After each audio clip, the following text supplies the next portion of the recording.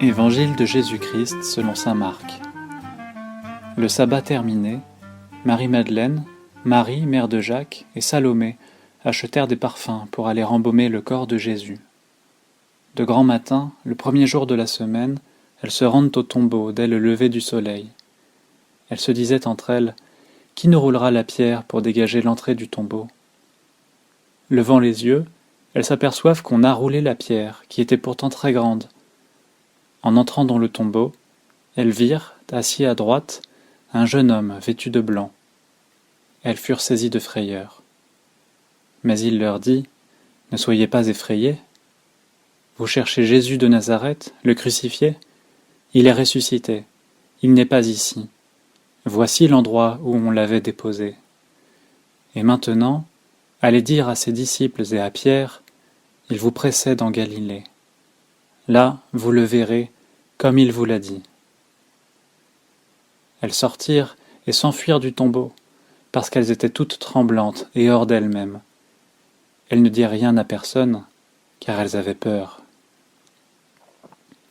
Ressuscité le matin, le premier jour de la semaine, Jésus apparut d'abord à Marie-Madeleine, de laquelle il avait expulsé 7 démons. Celle-ci partit annoncer la nouvelle à ceux qui, ayant vécu avec lui, s'affligeaient et pleuraient. Quand ils entendirent que Jésus était vivant et qu'elle l'avait vu, ils refusèrent de croire. Après cela, il se manifesta sous un autre aspect à 2 d'entre eux qui étaient en chemin pour aller à la campagne.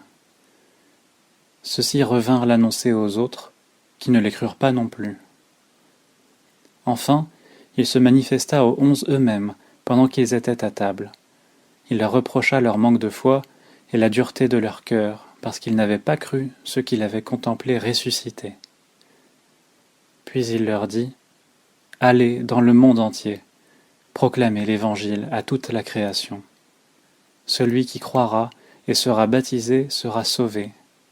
Celui qui refusera de croire sera condamné. Voici les signes qui accompagneront ceux qui deviendront croyants. En mon nom, ils expulseront les démons. Ils parleront en langue nouvelle. Ils prendront des serpents dans leurs mains, et s'ils boivent un poison mortel, il ne leur fera pas de mal. Ils imposeront les mains aux malades, et les malades s'en trouveront bien. » Le Seigneur Jésus, après leur avoir parlé, fut enlevé au ciel et s'assit à la droite de Dieu. Quant à eux, ils s'en allèrent proclamer partout l'Évangile. Le Seigneur travaillait avec eux et confirmait la parole par les signes qui l'accompagnaient.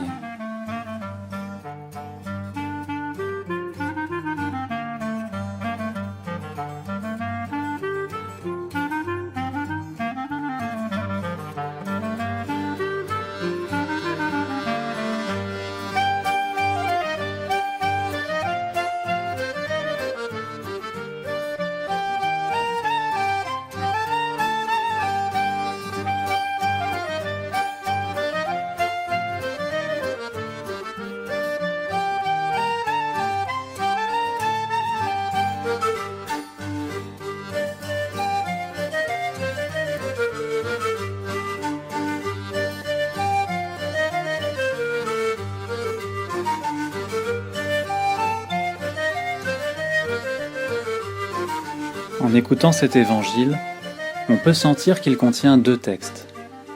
C'est avec eux que s'achève l'évangile de Marc. 2 textes qui racontent le même événement, chacun à sa façon. Le premier texte est appelé la finale courte de Marc. Que nous dit-il? Il insiste sur un moment de la journée. De grand matin, le premier jour de la semaine, dès le lever du soleil. Quelque chose commence. Pourtant, les femmes viennent embaumer le corps de Jésus. Elles viennent mettre fin à quelque chose, achever ce qui a été commencé avant le sabbat, finir d'enterrer ce corps. C'est douloureux, mais nécessaire pour pouvoir tourner la page, avancer, continuer à vivre sans lui, sans cet homme incroyable qui avait tant marqué leur vie au point qu'elles avaient tout quitté pour le suivre. Il n'y a que des femmes. Où sont les hommes? Où sont les apôtres? N'ont-ils même pas le courage d'aller voir le corps de Jésus? Ont-ils peur? Ont-ils trop de honte et de douleur pour affronter cette réalité? De grand matin, le premier jour de la semaine, quelque chose commence. Cela ne se passe pas comme prévu. Le tombeau est vide, le corps n'y est pas. C'est quelqu'un d'autre qui s'y trouve et délivre un message.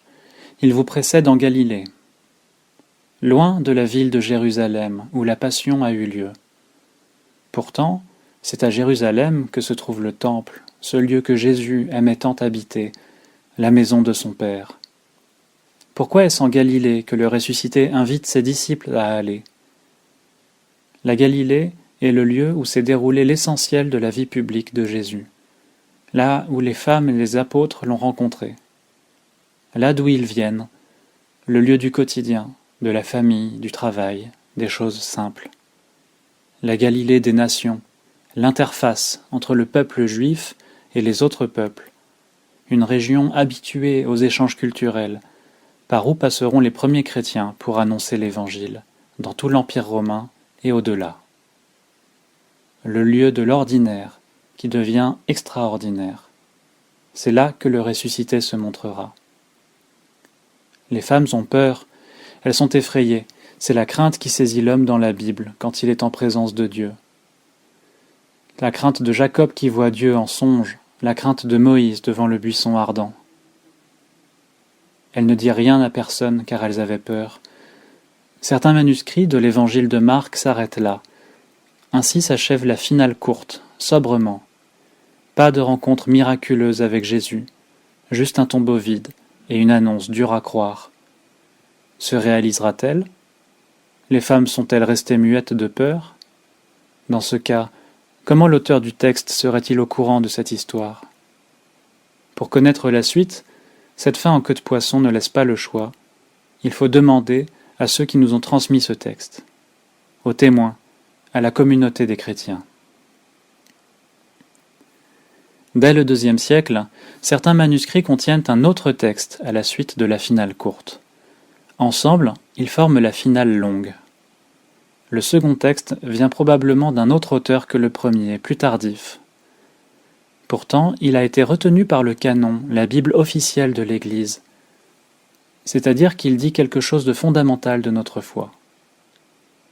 De nombreux autres récits de la résurrection existent, qui ont été rejetés par le canon lors de sa fixation vers la fin du IIe siècle. Ce sont les apocryphes. Ils regorgent de miracles, de merveilleux, de surnaturels. Mais celui-ci a été retenu, et il ne contient rien de tel. Des rencontres personnelles, pas de miracles, rien de spectaculaire. Il a été retenu malgré des différences avec la finale courte. Ici, Jésus apparaît à Marie, qui raconte cette apparition aux disciples. On reconnaît des éléments qui forment un ensemble cohérent avec les autres évangiles. La rencontre des pèlerins d'Emmaüs, l'apparition aux disciples, l'envoi missionnaire, l'ascension, la Pentecôte. Le texte insiste sur l'incrédulité des disciples. Comme il est dur de croire, il faut que Jésus se montre lui-même pour qu'ils croient, malgré les témoignages reçus, malgré ce qu'il avait annoncé avant sa mort. Quand les choses ne se déroulent pas comme on l'imaginait, comme il est dur de les accepter et d'admettre qu'elles puissent nous apporter du bon, d'abandonner l'idée qu'on s'en faisait, même décevante. Et voilà que Jésus se montre et que les apôtres croient. Que leur dit-il alors? Sur le champ, il les envoie en mission. On ne croit pas parce qu'on l'a voulu. On croit parce que quelqu'un est venu nous chercher, nous rencontrer, nous raconter une rencontre, un témoignage. On ne croit pas pour soi. On croit pour répandre cette nouvelle, la propager comme une tache d'huile sur une belle nappe. Mais ce n'est pas une tache qui salit, c'est une huile qui oint et fait briller la nappe.